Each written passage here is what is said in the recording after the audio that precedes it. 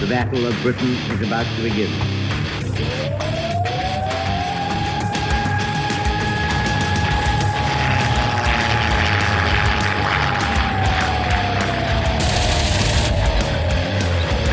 We got Kickstarter.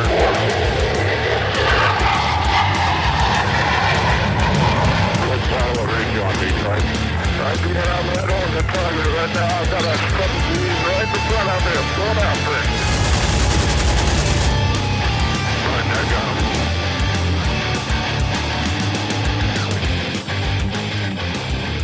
Welcome to the Lead Pursuit Podcast. We're going to continue talking tonight about Blood Red Skies Digital. And in order to discuss that in a more informed and less caustic manner, well, maybe not the less caustic part, but at least a more informed manner, we decided to bring my buddy Ash from Diecast Digital on board tonight. Ash, how you doing? I'm very well indeed, Doug. Good to hear that. We also have Brett on since Brett has been playing through the prototype. Brett, how you doing? Hey guys, I'm doing great. Good to have both of you on. Well, Ash, I'm going to start off with the obvious question of who the heck is Ash and what the fuck is Diecast Digital? Where are you? What are you doing? Tell us about yourself and we'll just pretend to care. Such extreme language. I'm horrified. I'm terrified. I can tell. Everybody. Welcome to the podcast. Well, of course. Well, thank you. It's a very great pleasure indeed. So, I'm Ash, as you said. Coldcloth is my second name for those that can't pronounce it. So, I've been in the video games industry for 20-ish plus years. Started off in the late 90s with Infogrames Atari. Met my business partner, Glyn Williams, when we were doing a game called Independence War, which is a space combat simulation title. And then over the years, we've probably done, 30 titles on and off, maybe a bit more. Some of them are successful, some of them not so successful. So we've done things based on IPs such as Doctor Who, Battlestar Galactica, Lego, Warhammer 40k, Formula 1, Sonic and Sega All-Stars Racing. We've done a bunch of stuff and learnt a great deal along the way. Excellent. Well, so I'm just going to cut to the chase. I mean, we can have a long interview or I can ask the questions people want to know right at the beginning. You're doing this via Kickstarter. When is that Kickstarter kicking off? So I can confirm that the Kickstarter will go live on February the 20th. Excellent. So February 20th, we should see something for Blood Red Skies Digital Edition on Kickstarter. Now everyone can disconnect and stop listening to the podcast because you got all the info you wanted. Well, no, to continue, let's talk a little bit about the background of Blood Red Skies Digital, how we got to this point of a digital game, and kind of some of the pitfalls and things we've had to step around and things we've had to work through. So we know that obviously Andy built the game, designed the game, has been working to get it published via Warlord, to build a community out there. But how did you get rolled up with Andy to actually turn this into something digital? Right, sure. So I think the common link with all of us is Warhammer 40k. So Warhammer in general. Those dirty bastards with Warhammer 40k. So it all comes back to a common link in some form or other with Games Workshop. So we did a Warhammer 40k title in the past. We then met a bunch of people at Games Workshop. People then move on to new companies and new projects. Eventually we came around and all the planets aligned and we found ourselves kind of talking with Andy via a former contact at Games Workshop and kind of saying, you know what, we kind of like aerial combat games, so this Blood Red Skies looks interesting. And we kind of went, yeah, I know Andy Chambers who designed that. And I said, oh yeah, Andy, that's a good designer to be potentially working with, a great designer. So we decided we'd get in touch with Andy. We had a conversation with the guys at Warlord, and then one thing led to another, and we did a very quick prototype just to kind of see if we could really capture the essence of what makes Blood Red Skies. And that's really how I get to meet you guys and asked you that question very early doors when we got the prototype working, and Andy said, yeah, that's looking good. And one of the things that we really, really want to do is validate our design and our work through community-based feedback. And we've not done that so much in the past as we perhaps would have liked.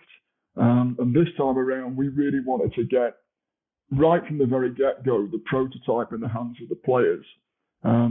So we reached out to you, we reached out to Ken, we reached out to Roger, and really asked one simple question, does that prototype capture the essence of what is Blood Red Skies, and does it capture what you guys find so interesting and compelling about the title? And equally, it was an opportunity for us to show Andy our skills and capabilities, and for us to start working with him in that regard. So that's how it all kind of came about. Well, Brett, does it capture the essence of the tabletop game?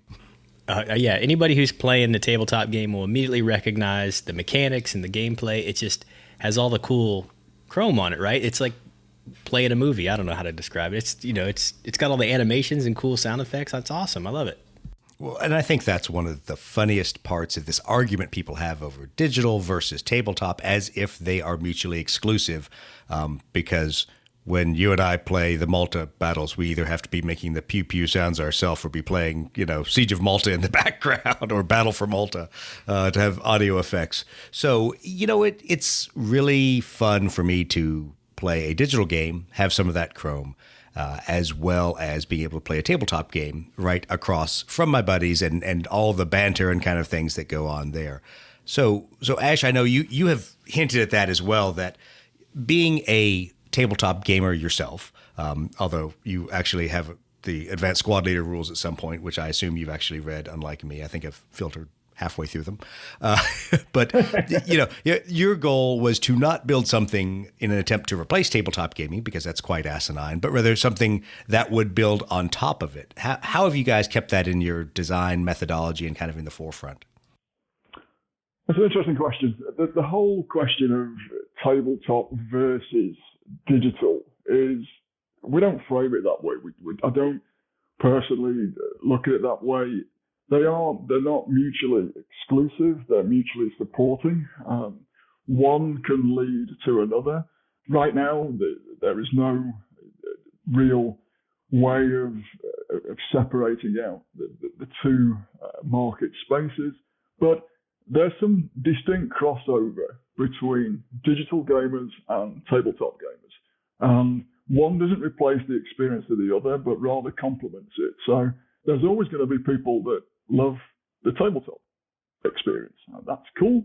You want to paint your models, you want to get your models on the table, or you may not want to get your models on the table, depending on how good your painting skills are. But you want to kind of show off and engage in a very physical, social way. And that's another thing. People say that digital games aren't social. And again, I beg to differ there, because I've met so many friends throughout all of Europe, in the US, in the Far East. Met so many different people from so many different cultures by playing online video games, whether they be strategy games, adventure games, World of Warcraft, whatever. There is a community, and that's what it's about. And really, digital is an extension of the Blood Red Skies community. It's another space, another area through which people can engage in their hobby. And at times that will be through a digital medium, at other times it will be through a physical, traditional tabletop experience. Clearly, with what's going on currently right now with the global pandemic, it's somewhat restricted, and people are saying, well, now's the time for digital. Well, there's kind of times for digital, there's kinds of times for tabletop. My partner and I play Lords of Waterdeep. If we're together, which we are quite a lot lately because we're kind of locked in, we would never kind of get out our iPads and play Lords of Waterdeep multiplayer on our iPads. We wouldn't do that. We would crack out the board game, play with all the pieces, and do that the board game. That's what we would do. We would never kind of play it multiplayer over our iPads. So there's horses for courses, really. one could be a gateway into another. A lot of people could. Currently, there isn't really much of a digital scene for Blood Red Skies. There's the beginnings of one. But there is an established community, again, somewhat small, on the tabletop side. So it could be that we're looking currently to get the tabletop gamers into the digital, but eventually there will be traffic going the other way, from digital back into the tabletop experience. And so what I see it as really is just expanding the Blood Red Skies audience. That's it. I'm just really hopeful that people that maybe don't play the game who dabble in this will then want to play the full tabletop game. And I've heard people say, these kind of games will make people not want to play the actual tabletop game, or will reduce the demand for models and stuff. But I can tell you, at least I don't think that's the case. I think it might be the other way around, because I don't collect US stuff, but I've been playing Wildcats on digital, and I want Wildcats now. That's going to be my next order. I want to paint up Wildcats for, I'm trying out tactics and flying stats that I hadn't messed with before. Now I want the real thing for future tabletop games. Well, I think people tend to be dismissive of communities and ways of engaging that they either have not experienced or, and I'll be a little arrogant here, don't know how to experience. So a number of grognard-style gamers may look down their nose at World of Warcraft players and people who've been on MMOs and RPGs and stuff like that and go, well, you never really meet anyone. You never really engage with anyone. And I think back to the early days of multi-user dungeons and MMOs and being on text-based things, and people that were not at the same college with me who I interacted with on a daily basis, knew where they went to school, knew what they did.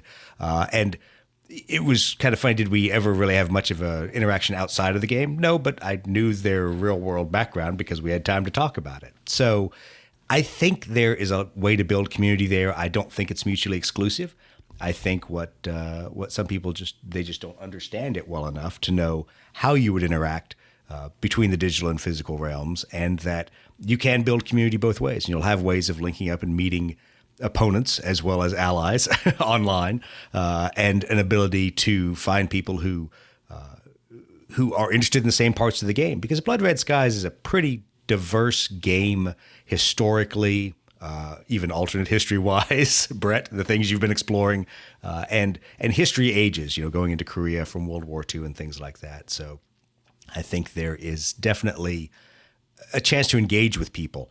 But what I will say is, like any digital tool, any digital online meeting area, it's going to attract different kinds of people, and it's going to attract them for different reasons. I've been talking a lot about online with people who play Ogre and GEV, old micro games with counters and printed off maps, and I love the digital version of Ogre, but I love it for different reasons. Even if we were not in a pandemic, it would be hard for me to call up my buddies who actually like to play Ogre and don't want to play other things and say, hey, let's go push around a bunch of paper counters or maybe some plastic models for a game that most people haven't played since the 1980s. Yet I can jump on Steam and I can play the Ogre digital game, and I can try different units, I can try different tactics, and I can kind of scratch that itch until one of my buddies goes, oh yeah, I'm done playing 40K, or I'm done playing Titanicus, I'm done playing whatever this month. Let's try something different. And I can say, hey, here's Ogre. Remember this game? And they really do kind of build on each other.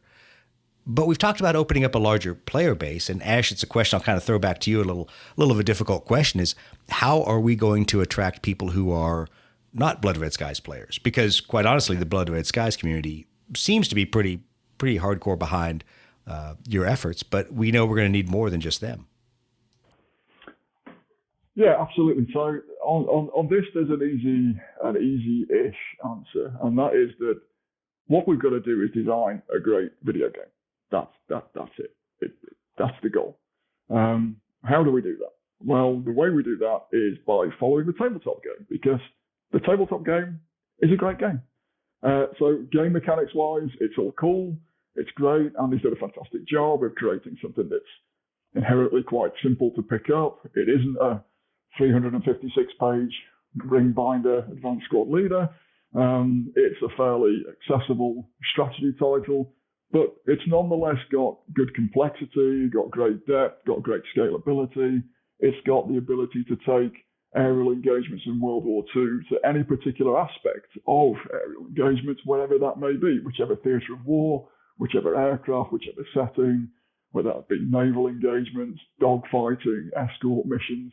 The range of what you can do with the core mechanics that Andy's created is virtually limitless. So from our perspective, it's really about taking that tabletop game experience and ensuring that nothing gets in the way of that in terms of becoming a video game.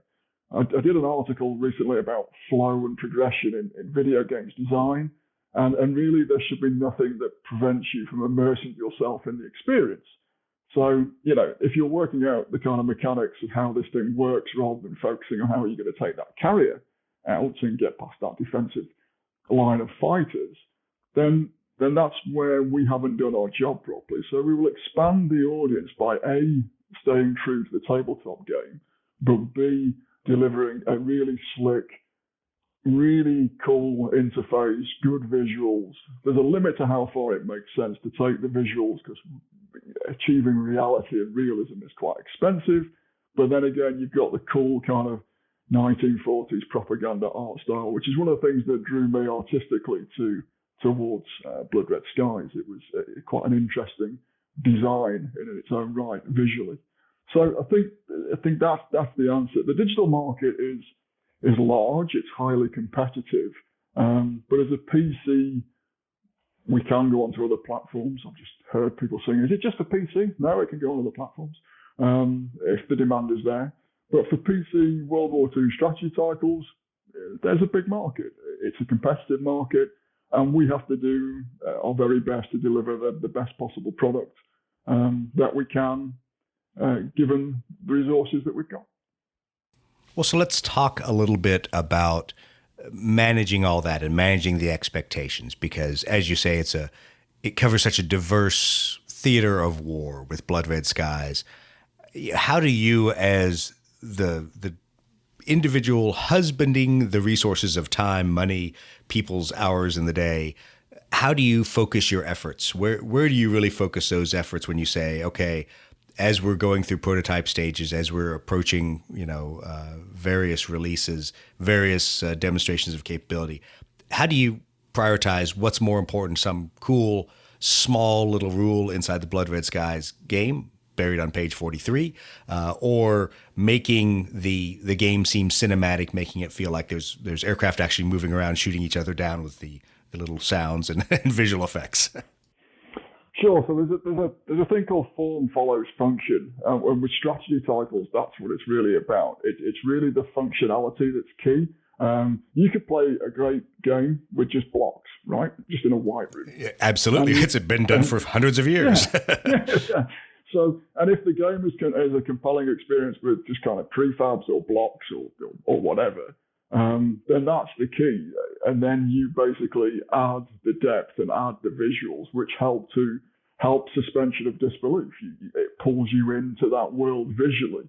But it's the mechanics that count, and it's the interactivity that you get from that. Chess, for example, it's a relatively simple set of rules. And you can play chess with different coloured pebbles if you wanted to. It just helps if you know what a knight looks like and what a queen looks like, clearly, because you need to know that for the game mechanics. What am I saying? So there's the kind of element of form follows function. It functions the key thing with this and the key mechanics. And then visually, we can go in there. I mean, I'm really glad that people are digging the visuals already, that they're quite early stage visuals for us, and we intend to take the visuals forward as we progress throughout development. To answer the question about how do we focus on things, we have to make sure that our code base is inherently modular and scalable, especially through a Kickstarter, right? Because we don't know where that's going to end up. It may end up delivering enough to deliver a base game. What is a base game? I'll come on to that later.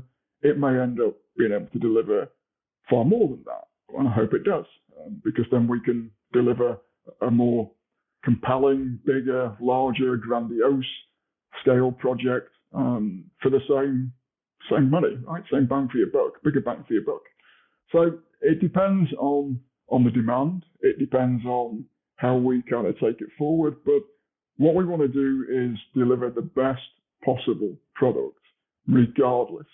So if we raise X, we will deliver the best possible game for X. If we get to Y, then we will deliver the best possible product based on that particular raise and functionality. So it's really about us being able to scale up our production in line with demand, and we can do that because all of our systems are built to be modular. We don't expect to get to the end point from day one.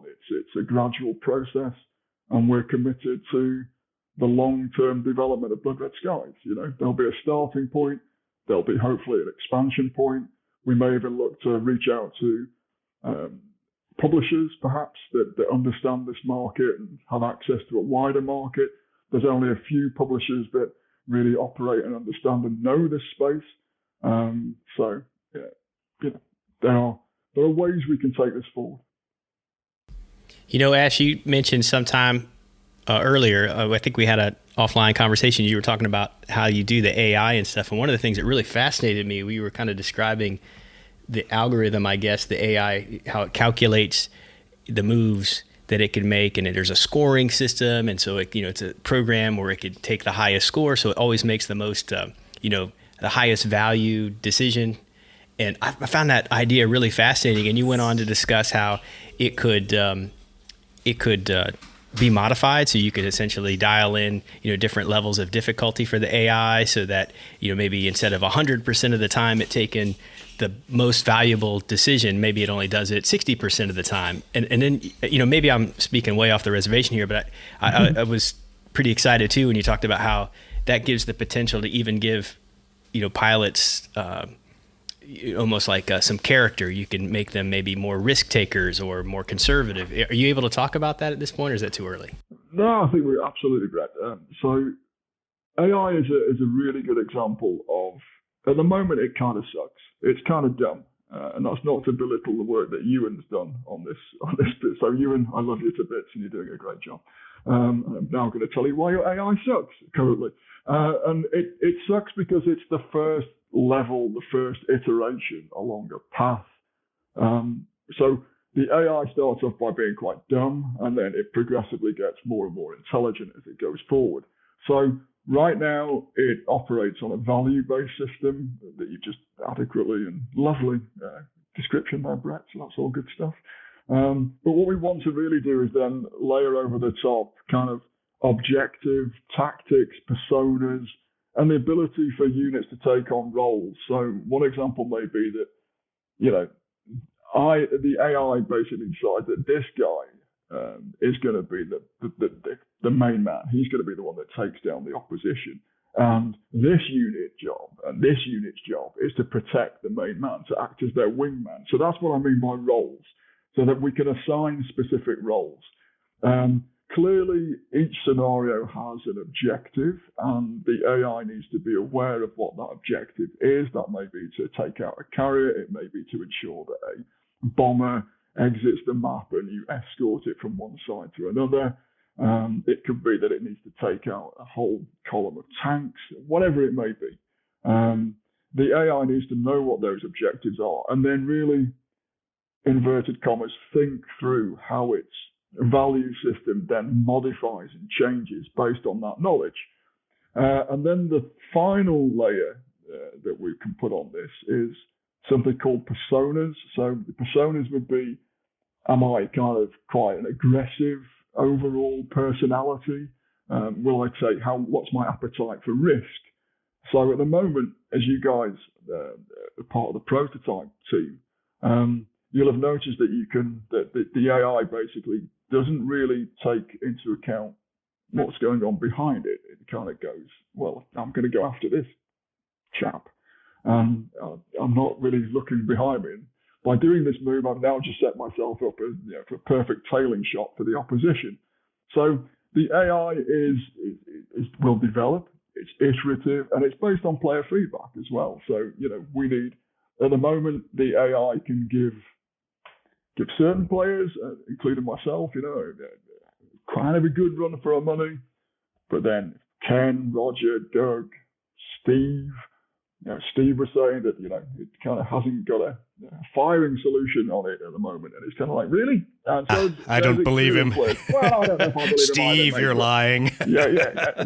We don't know. We would like to see video evidence of this, clearly. And that exactly.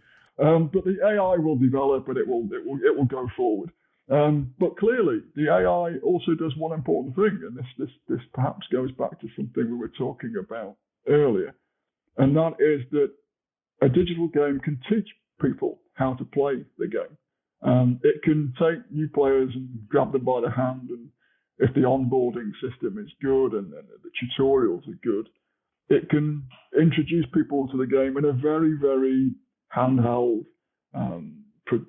easy way to get into the game to learn it. You don't have to sit there and thumb through a rule book. So, and then the AI has another job. The AI needs to then take that player on a journey from being a novice to a good player to a very good player. And I think it's at that point that then it becomes about multiplayer. So for a lot of the experienced tabletop community, multiplayer will instantly be where it's at, and they won't really care about the AI, and they'll just go, well, I just want to have at it against, Doug, because I fancy taking on Doug and taking him down. That's not difficult. Well, I probably beg to differ there, Doug, but there you go. So the multiplayer will become a thing, but the AI is also there, part as a teacher, as a challenger, and also to really onboard people into the Blood Red Skies experience. So that's something that's often missed and overlooked. So the AI needs to be good enough to get people into the game, to make the single player scenarios challenging, even for the most experienced players. But it's also a pathway to multiplayer, which opens up leaderboards, competitive play, casual play, when that's friendly matches. But I'm kind of looking forward to the Brits taking on the Americans and vice versa, and Europeans and all that kind of stuff. We can do leaderboards, we can do tournaments. There's all that multiplayer functionality that begins to open up. And again, multiplayer functionality is also scalable, as is everything that we do. So its flexibility is the key thing when it comes to production. The real question is, will Roger play on your UK team, or has he become a traitor and joined us Colonials, and will he play on the American team? It could be a bit of a splitter. I'll have to have a word with Roger. Exactly. Sure we just keep him on side, but I'm sure his nationalistic tendencies will somewhat rise to the surface if he's got any nationalistic tendencies. We can hope he'll be a valuable player. Tight turn will have an influence on what side he is, right? Yeah, exactly. He will take whichever side gets tight turned. So it depends what card you get, right? Yeah, exactly. Well, and that brings up a great point, because I was going to discuss the AI in Blood Red Skies Digital has to deal with more permutations and possibilities than in a lot of games. So if we built a computer AI for Advanced Squad Leader or for 40K or for any one of these very direct board games, there generally is one physical path that is the best path to the enemy. There generally is one engagement range you can shoot them at. There generally is one way to get into close combat with the enemy. Not so in Blood Red Skies. Between what your aircraft can do, how cards can influence the performance of that aircraft, how cards can influence the number of dice you roll in that attack, when you take that attack, whether that attack is head-on, deflection, stern. There's a lot of ways to get to the point of shooting the bad guy, but they're not all equal. And so I think the AI has a big challenge in front of it that, you can be dismissive. I think you guys have done a pretty good job so far with the AI, but it does currently sit there and think, well, do I play tight turn to get there, or do I just burn advantage, knowing that I'm at least going to take a tailing shot and have a high probability of kill on this fighter? And it does kind of warm my heart when we in the tabletop gaming community are so used to the dice going cold, and we're so used to selling all of our advantage to get into shooting solutions, and then no matter whether you're rolling 6, 7, or 8 dice, all of the being 0 successes. And to see the computer do that, to see the computer really move a couple fighters into optimum tailing solutions where I'm like, I'm just going to lose these fighters. The game's over at this point. And their dice went cold for like, it must have been 3 or 4 attacks. And I laughed as my 0s then got out of the way, turned around, and the rest of their buddies came and ganged up on the Wildcats. But there's a level of difficulty there that's not just move across the river, shoot the tank, assault the enemy. It's heartwarming to hear that because it's such early days with the AI and with the initial coding of that. The fact that it's beginning to generate memorable moments for you, Doug, there is really great news, because that for me is what makes a video, any game, a good game. It's when you're playing the game, you enjoy it, but when the game ends, you have a conversation, right, post game about, that was pretty cool. And remember when we did that? Oh yeah, and then you had me, and then the dice just went cold. I mean, I completely lost. So games that create stories and narratives that live well beyond when the game finishes, that's a good sign. Really, that's great for me to hear. That gives me a lot of hope and a lot of joy to hear that, because that's what great design does. And I think the reason why we can get to that so quickly, again, is because of the very tight system of mechanics that Andy's created, that they are fairly simple in terms of their mechanical structure, but nonetheless complex when you start adding in cards and card play and generating different paths and routes and opportunities. The cards basically, from my simplistic view, allow you to break the rules, but they allow you to break the rules in really interesting ways. So Steve once said to me that the cards ensure that fielding a squadron of Wildcats feels a lot different to fielding a squadron of Zeros. And that absolutely does, but it doesn't break the underlying mechanics. The mechanics are solid and they're still there. So I think that's one of the beauties of working with an established IP. The game mechanics have been built by a fantastic guy that's then tried and tested those over many, many tabletop experiences. So really, it's our job to be, the custodians of that and make sure we don't break that, but enhance it as much as possible through allowing you a really slick interface that just allows you to just play the game and just jump in and have fun from immediately. Bang, just do it. Well, was there any real direction from Andy on things that you absolutely had to get right, or things you absolutely were not going to do, things that were kind of giving you the left and right lateral limits of steering you down this process of building his game in a digital format? And I'm sure there are things that he likes very much, and I'm sure there's rules he looks at and goes, oh, well, all right, so there's a little bit of a loophole there, but let's make sure the AI doesn't at least exploit that. Did he go through any of those things with you? I think what Andy wants to see is a digital version of his tabletop game, and we're cool with that, because that tabletop game is pretty good. It's great. So we didn't have any kind of fallout on that. In the past, it's difficult because if you go too far away from the tabletop experience, you alienate the tabletop gaming market, and if you absolutely try to force it down into the action area to appease the kind of video games market, then you kind of end up, and I've been here, trust me, you kind of end up falling between the two schools and not pleasing either. So by staying true to the tabletop game, that's where we win. And I think that was understood by all parties. And that's one of the reasons why, we have a great relationship with Andy. He's on our Slack team. We ping him and say, what did you mean by this? And, oh yeah, okay, you can see that. You can see why you've done it in that way.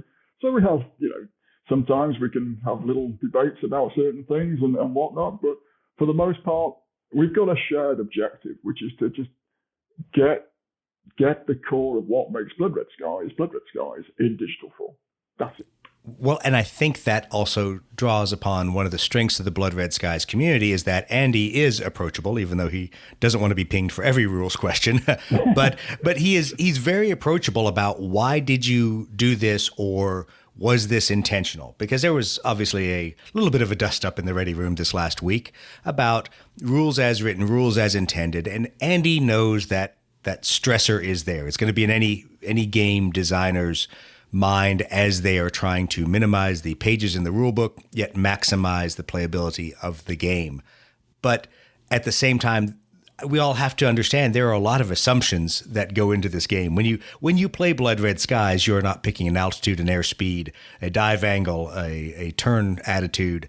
You are generalizing these things. And so as a result, with that generalization and the fun that comes from the generalization, or as we in America call it, the beer and pretzels gaming part of it, you're going to create some odd situations that may leave you scratching your head and going, well, how do we do this? How do we play ace cards with multiple aces? Do they stick to one guy? Can anyone play the ace card? Or why is that B5 Kate outmaneuvering a wildcat?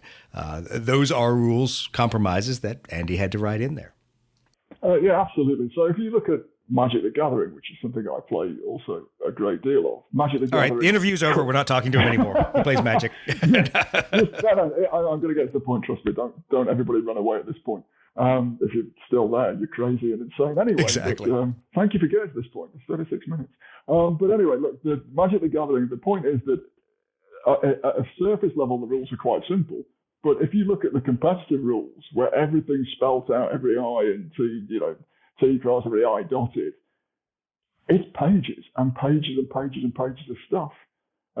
So I think Blood Red Skies strikes that really good balance between, laying out what the rules are. Sometimes there's going to be ambiguity, but that's the other thing about the digital game, and that is that we will know this game better than we know ourselves by the time we get to finishing the code base, because computers just are binary, right? They either go, that's right or that's wrong. So it will give the entire rule set a bit of a laundry as we go through Absolutely. And I think that's good. And that's probably a good thing. And Andy is kind of the designer in the wings and custodian of the IP, and he is there to help us to make sure that we don't get bogged down in too much detail in terms of looking at that and just saying, look, this is the way this bit is, guys. This is the way that this functions, and this is how it interrelates with other elements within the game. And that's great for us because, you know what? He's a fantastic designer. So why would we not listen? Because I never listen to Andy. I always disagree with him. No, that's not true. Well, let's take a break. And when we come back, we're going to talk a little bit more about the Kickstarter and how we're going to get from point A, which is prototype, to point B or maybe Z, which is deliverable game. We'll be right back.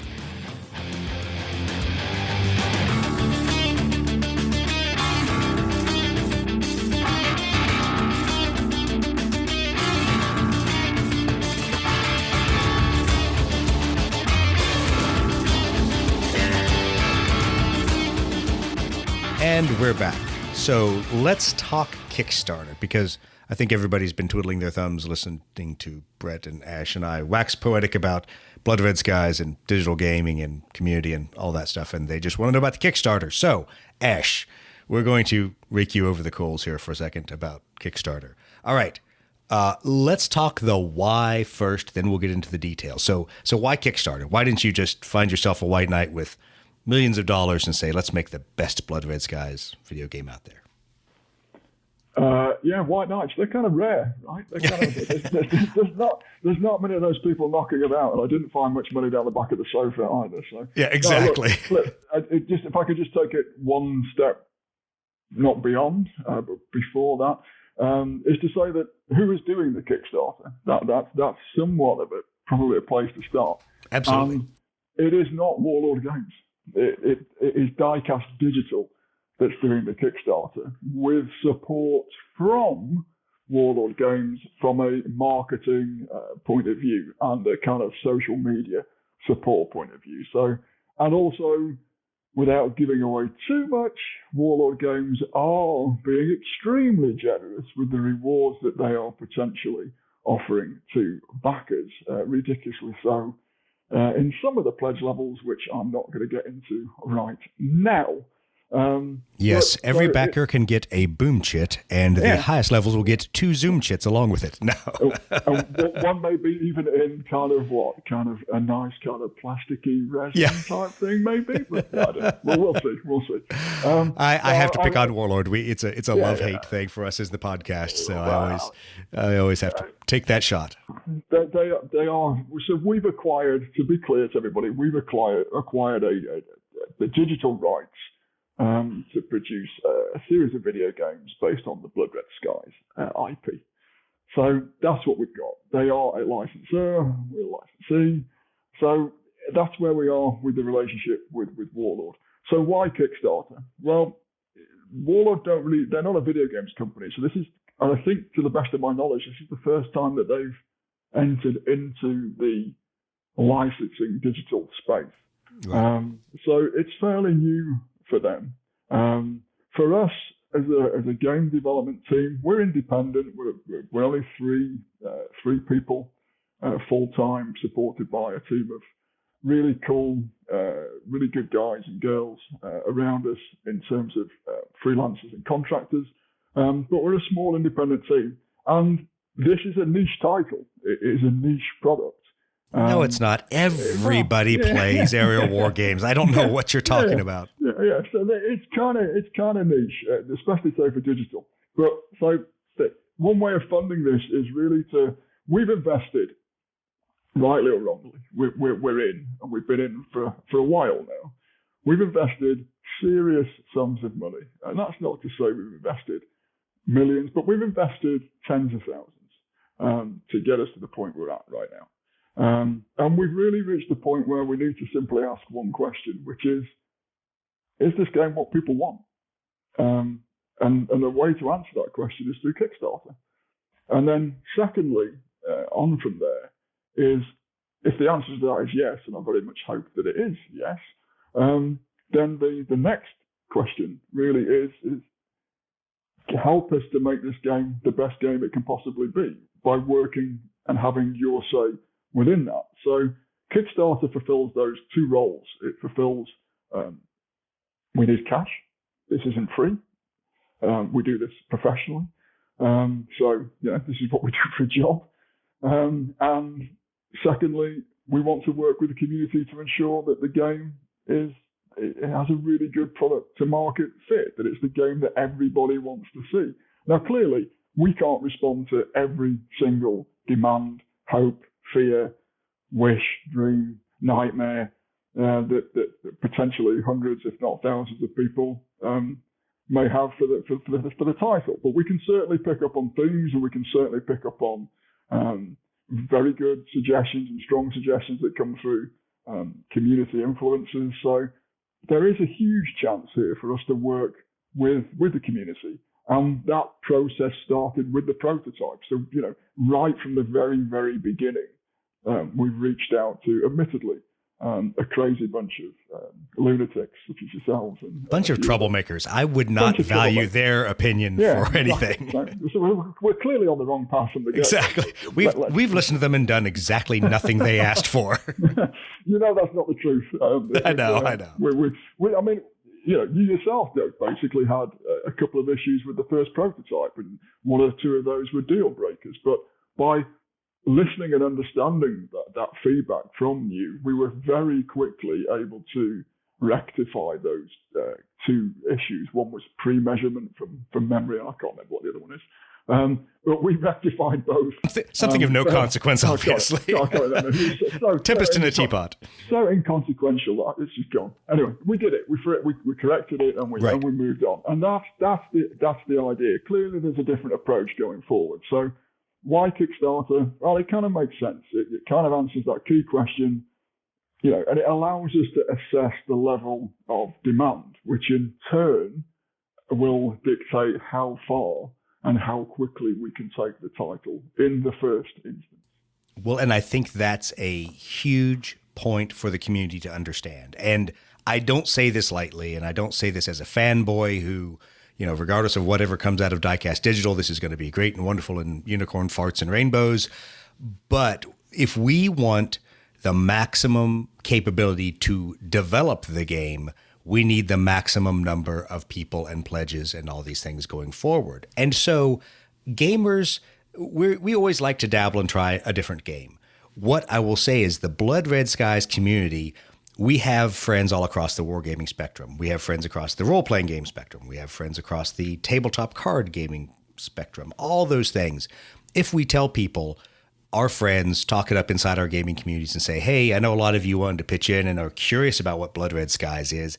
Here's an opportunity to find out about it via the digital game. Here's an opportunity at a different price point of entry to at least play through the rules in whatever format and options we get by the time we get to the end of the Kickstarter. But it's certainly a different buy-in and it's a different level of commitment than purchasing a box that has a bunch of airplanes that you probably will want to paint, and you have to find a physical opponent and all those things that sometimes are a barrier to entry. So I know I've done, or at least attempted to do, a lot of talking up between my generic wargaming friends, with wargaming in quotation marks, whether it means board gaming or other things, and especially an attempt with other friends of mine that are Victory at Sea players, Cruel Seas players, that are Bolt Action players, to say, hey, all you guys that said, I'd love to play Blood Red Skies, but, and then after that ... I go, well, guess what? Jump into the Kickstarter, because that way at least you will get a game, you'll get a game you can play, and you'll have something that will tell you if you want to commit to buying a bunch of little plastic airplanes and resin airplanes and pushing them around a table. So there's a really interesting point here for me. I don't know if it's very interesting for everybody else, so go if you think it's boring, tell me to shut up and I'll talk about something else. But really, it's a question of value. And one of the things that you guys were talking about in the part one of this podcast, yes, I did listen to it, is the question. I'm sorry of for value. that hour of your life you will never get back. It's completely wasted, right? But Brett, Exactly. you were talking about something that you still had in shrink wrap that was basically $100 or something, and you've never actually broken the seal or played the game. Yet the prototype, because it's engaged you and you've got an interest in that, you've been playing that for several hours, if not running into too many hours now. In fact, what the hell are you doing, Brett? Get onto something new. So there is that element there, which is perceived value. And if you look at Steam in the PC world now, the PC space, Steam, it's becoming a race to the bottom. The quality of titles, there's huge pressure on teams to get their games out. The level of competition is tremendous. There's a real kind of desire to constantly cut prices, to really, it's a race to the bottom. So in the tabletop PC space, it kind of sits slightly outside of that. I mean, as a tabletop gamer, I wouldn't blink about dropping $35, $40 on a set of models. But if I go back into the video game world and start thinking, well, this game's like $25.99, $39.99, $49.99. God, that's expensive. And there's this different perception of value within the two markets. What I can say is that what we want to do as Diecast is deliver the best possible value, regardless of the amount of money that we raise. There's clearly a minimum threshold that we have to reach in order to deliver something that's meaningful and viable. Below that, hand on heart, I can't give you a game that's going to be, compelling and it's worthwhile. So there's the minimum amount of raise, the target raise that we need to hit. If we then go above that target raise, then we have got clear plans for where we'd like to see the title going. But of course, that will be in partnership with the community. So it will be community driven in that regard. But we've got real long-term plans for narrative-driven campaigns, single-player campaigns, and that's like full-blown skirmish mode for multiplayer, multiple theaters of war, all different nations, all different aircraft, because you look at the range that you've got now for models and theaters, it's limitless. So you're saying there's a chance I could have a DO335? That's a thing, No, right? no, shut up, go away. No one will fund an alternative one. Actually, that is a hilarious question because we don't know yet the size of the alternative history market. I would think by seeing games like Dust 1947 out there, Conflict 47, and some other RPG titles, there is a huge alternative history market. So not in this release, but there might be a Kickstarter possibility. And what I'll say is for all the people out there who play those diesel punk kind of games, you love playing World War II stuff. So pitch in and join the Kickstarter, and then Brett can start his campaign for why Diecast Digital has to release the Wunderwaffe version of Blood Red Skies. Yeah, that might be a while coming. Yeah, I think funding that one might be a little difficult, but that's all right. But anyway, so let's really drill down on one of the points, though, that I want to make to the community, and this is one of the toughest things to explain about Kickstarters to people, is that there is truly value in numbers. I know that people say, hey, I'd love to jump in and I'll pledge at a very high value because this has intrinsic value to me as this game. However, understand that you, one person, pledging at a high level won't get us over the hurdle as well as 20 people pledging in at a variety of values. And so it really is the community pushing the idea to all their friends that, hey, this is a project you should back. And let's be honest, for most of us that back Kickstarters and most of us that operate in that space, there are Kickstarters that we've backed at a low level just to see where it goes. And there's Kickstarters that we've jumped in whole hog and spent tons of money on in an effort to ensure that they either make a certain stretch goal or that we get all of the options or all the cool things. And so I just would ask the community to take a look at that and make sure that we're doing our level best to get the word out. And so it's not just dusty Blood Red Skies players that are playing it, but kind of as Brett asked, what is the aerial wargaming community's feedback? And I think that still has yet to be determined because Blood Red Skies doesn't fit what some aerial wargaming grogs really want. They want really crunchy, granular games, and they demand that they spend 4 hours playing, 30 seconds of aerial combat against their buddies. And that's great for a handful of people, but those aren't the people this game is targeted at. Although I'd love to have them pitch in and love to have them play it and go, wow, Blood Red Skies is actually fun, and I can finish it in an hour, not 4. So. But I digress. I'll get off my soapbox there. So let's continue to talk about the Kickstarter a little bit. Now, I know everybody wants to know, what are the pledge levels? What are the stretch goals? What are all these things? And we know that will evolve. But what can you tell us? Spill the beans a little bit. What are we going to look at for kind of the concepts going in for the pledge levels? So it's the Spanish Inquisition time, is it? It is. All the friendship is gone now. Now it's all about answering my questions. Now we get down to it. Look, I think I'm going to still have to speak in general terms, but there's an important thing to say here, that when I look at Kickstarters, they tend to be full of gimmicks, and we've spent, and we still are, to be truthful, basically thrashing these things out between ourselves and Warlord Games. But what we really want to do is deliver value at every single pledge level. And as you rightly said, Doug, there has to be something for everybody there. It's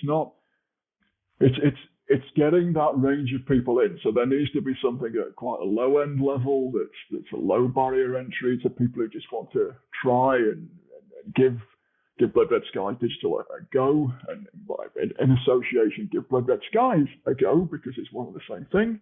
And then there's going to be different pledge levels that should appeal to enthusiasts of the genre more broadly, and then there will be tiers again that will probably make people cry, but hopefully with joy and not laughter, and kind of just I don't know. I think my credit card accounts are. Yeah, tier number 5. That just makes me cry. It's just so funny and horrible. But so we're trying to look at each and every tier and make those tiers meaningful and targeted at certain aspects of the market, whether that be the hardcore or the people that are just kind of casual gamers looking to jump on board. So there should be something in there for for not everyone, because this isn't for everyone, but that there should be something in there for everybody who's got an interest in World War II strategy gaming and aerial combat, definitely. Right. So, there should be something in there that's there. But the key message to get across is that we want to give value that feeds back into both the digital space and the physical space. Well, and I think that's the point that I've really tried to drive home to people, and I know there's been limited things that I can say or I can confirm, and you as well. But I think we would say we tend to have a very broad view of what is going to be offered to support, but the point isn't to make inside the digital realm different tiers of people beyond certain levels of testers. So there's not. You've said early on, there's not going to be DLC for this. We're not going to say, well, if you pitch in at X level, then you get our DLC for this, this faction only, and so you have to pay in at a higher level to play the Italians if the Italians are in there, and things like that. I have to press the hay button. I forgot. What we don't want to do is clear pay gates, right? We don't want to give. I want to give everybody that pledges and supports this game access to beta. Oh, how Marxist of you! No. I know. Since that's totally the buzzword these days in America. You told me that I couldn't talk politics, so I'm exactly. So you're not going to. But look, it is that there is a desire to say that because I don't like pay gates. I don't like putting content behind. Associating content with pledge levels. That just doesn't seem to make sense to me.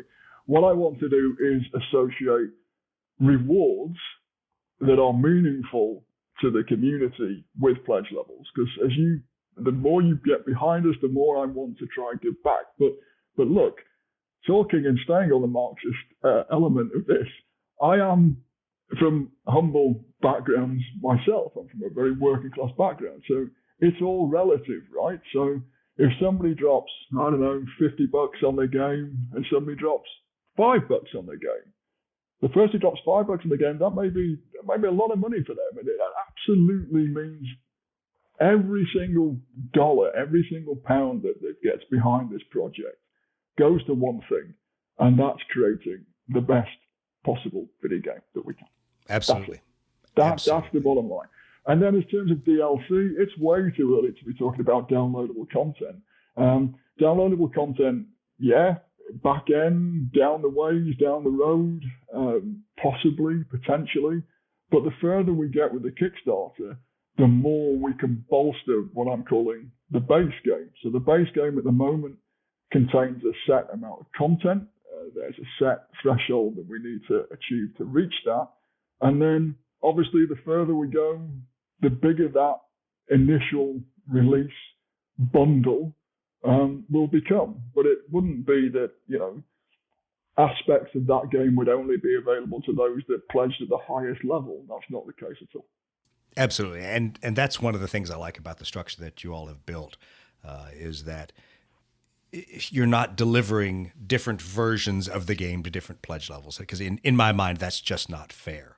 That's not fair to the players out there. It's not fair to the community. The point is we should all be working together at whatever level we can, financially, fiscally, et cetera, to push that goal or push that project across the goal line. So yes, I'm still looking for a White Knight with about $3 million to make the best Blood Red Skies game ever. So please contact Ash if you have that kind of cash. And more importantly, if you have that kind of cash, why are you listening to the Lead Pursuit podcast? there's a free phone number for White Knights at the end of this, exactly. this podcast for sure. Yeah. Call toll free this number, dial White Knight. Yeah. Exactly. We'll see how that goes, but we certainly want to deliver value and we certainly want to be fair. There's one thing I will say that we are probably going to look to limit the number of people that get access to alpha, and that's purely on a management level basis, dealing with feedback, because we want to engage. We don't want to just say to people, we're going to listen to you, trust us, and then we don't listen. And that's a great point, because you hinted at it. You were very tactful, unlike I would have been, about the state of the current Steam market, which is to dump games that are barely alpha ready onto the final market, and then, quote, we'll fix them in post. It's like bad photography.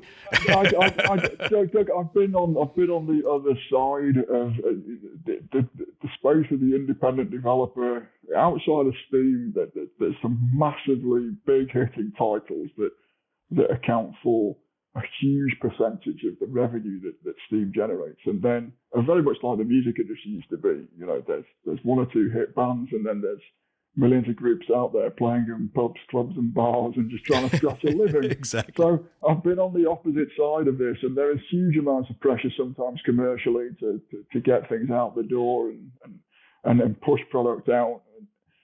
And that's one thing that's also affected Kickstarter.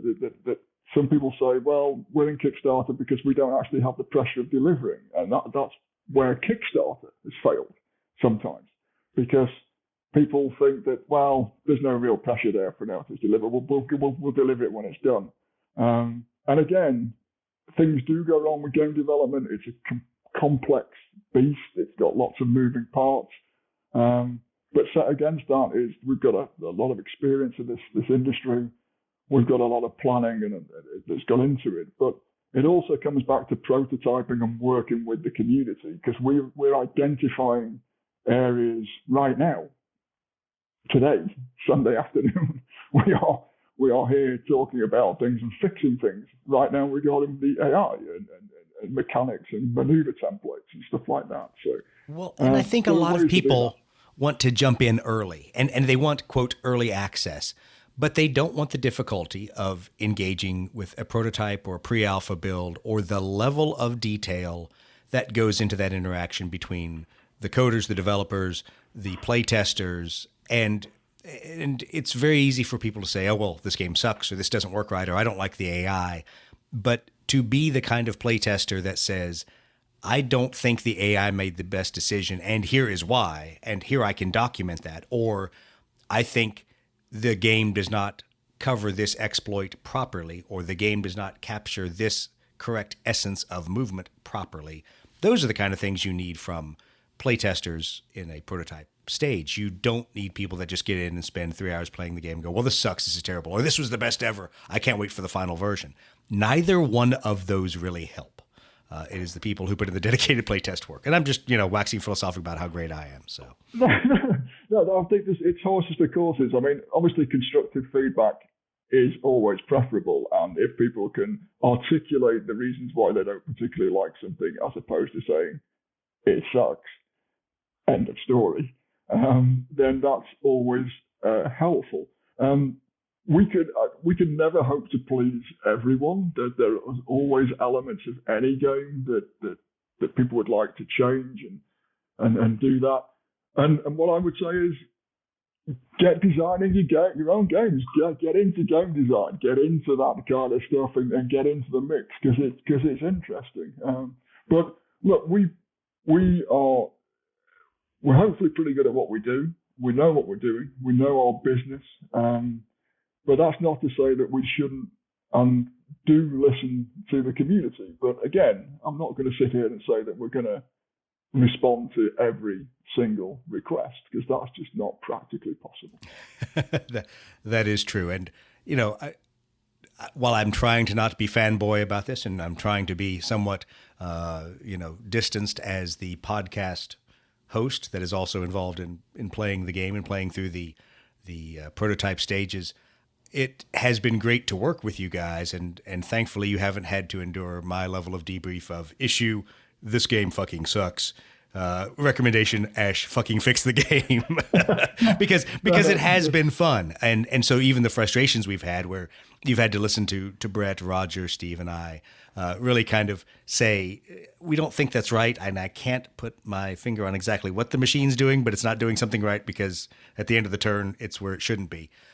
But you guys have been great about responding to that and responding quickly. And I think that's what we want in the time leading up to the Kickstarter, so that as we go into the Kickstarter and then deliver various levels of interactivity, I'll say on the end, people who get to be a part of certain builds and people that will be then finally in the more beta style build, there's going to be some frustrating things, and we're going to work through that. And it's just going to take patience and a very deliberate sense of development on the community's end, where they want to see something get better, not just poke holes in it. Well said. Thank you. I reserve the right to poke holes publicly and say, this is the worst game ever, after we funded the Kickstarter so I can get my digital edition. Well, awesome. Ash, we have been talking for nearly an hour about all parts of the Blood Red Skies digital progression, how we got there. Obviously, there's a lot of information to come out in the next few weeks. Obviously, Lead Pursuit has a little bit of a hand in that, trying to make sure that you guys get the best visibility out there for this product that you have, that you're running to Kickstarter, and that we can work hand in hand with Warlord Games to help you promote this.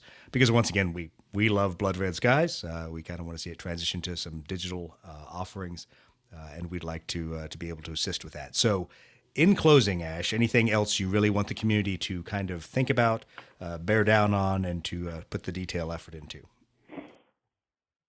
I just simply want to say thank you. I think I want to say thanks to you guys at the Lead Pursuit podcast. You've been fantastic. Also to Roger, Ken at the Ready Room, all the people that have got on board so far and helped us to get the word out. It's building. We're getting there. So thanks to everybody that's followed us and liked us on Facebook. Thanks to all the people also at Warlord Games, because they are extremely busy people, and they're supporting us in this regard.